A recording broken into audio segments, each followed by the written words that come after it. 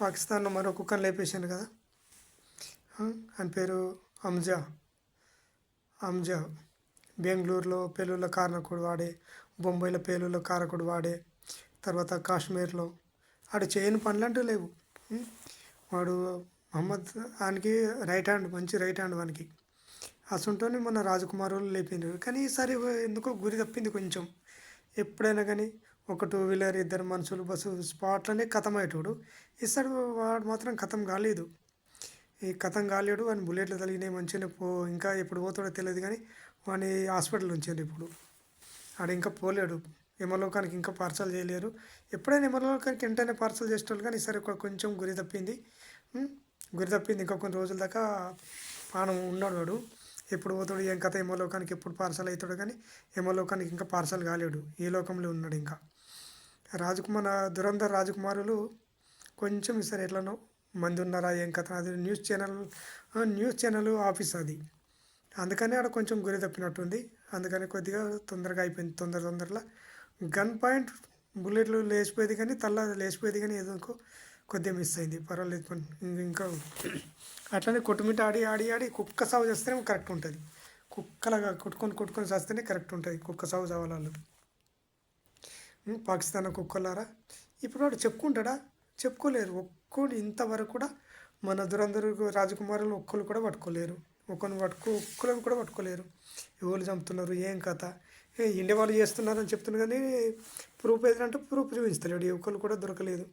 ఇంకొకటి వాడు మన మీద బదనం చేసినా కానీ మళ్ళీ వానికి బదనం. ఎందుకంటే వాళ్ళు ఉగ్రవాదులు మన దేశంలో లేరు. ఏ దేశంలో ఉన్నారో తెలియదు. ఇప్పుడు మా దేశంలో కదా లేచిపోతున్నది. అందుకని వాడు ముందు చూస్తే నువ్వు, వెనక చూస్తే గొయ్యి అన్నట్టున్నది. మనకి ఏం చెయ్యాలన్నా ఏం చేయాలన్నా మనకి అర్థం కాకుంటున్నది. ఇప్పుడు పాకిస్తాన్ నా కుక్కలారా. ఉసామా బిన్ లాడెన్ పాకిస్తాన్లో లేడు అని అమెరికన్ దగ్గర పైసలు తీసుకొని కొన్ని లక్షల మిలియన్ తీసుకొని లాస్ట్కి అయితే మీ అమెరికా మిలిటరీ క్యాంప్ పక్క పంటనే వాడు కూడా ఉన్నాడు. వాడిని పట్టిస్తుంది. మీ జాతే గస్ ఉంటుంది రా, మీ పాకిస్తాన్ జాతి. ఈ జాతే గస్ ఉంటుంది పాకిస్తాన్ది. ఇంకా కొన్ని రోజులు అయితే ఇప్పటికి తిండికి గతి లేదు. ఇండియా మీద పడి ఏడ్చుడు. తిండికి ఏమైనా పాకిస్తాన్లో ఏం జరిగినా ఇండియాని చెప్పించింది. పాకిస్తాన్లో ఏం జరిగినా ఇండియాని చెప్పించింది.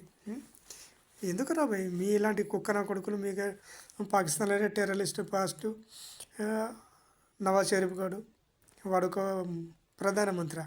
వీడు బంకర్ మునీర్ గాడు, వాడొక టెర్రరిస్ట్ అయినా.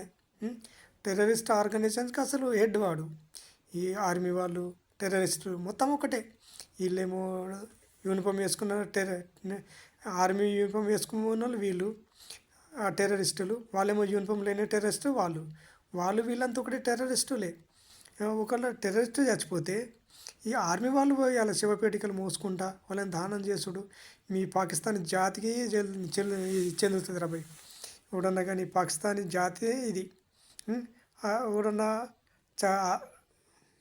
ఎవడన్నా ఇది ఉగ్రవాదం చనిపోతే ఎవడన్నా ఆర్మీ వాళ్ళు పోతారా రా భయ్? ఈ ఆర్మీ వాళ్ళు పోతారా? ఈ బతుకులలో మనవాడ మీదొక బతుకులు మీదొక లెక్కలు. ఇంకా ఇప్పుడు పాకిస్తాన్కు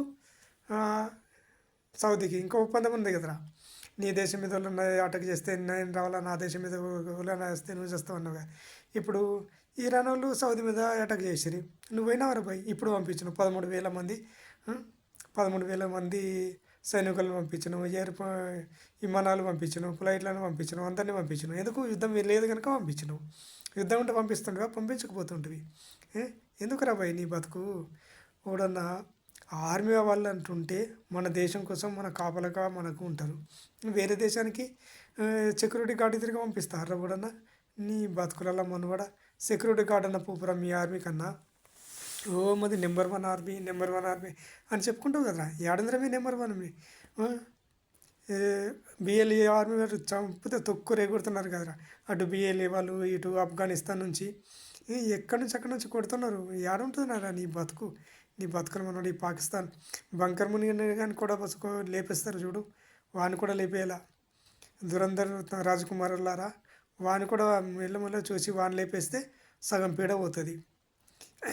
ముఖ్యమైనది వాడు హిందువులు వేరు, ఇండియా వేరు, మనం వేరు అనుకుంటా అందరినీ రెచ్చగొట్టే మాటలు మాట్లాడతాడు వాడు. వాడిని లేపేస్తే సగం పీడ పోతుంది. ఖచ్చితంగా వాడిని లేపేయండి.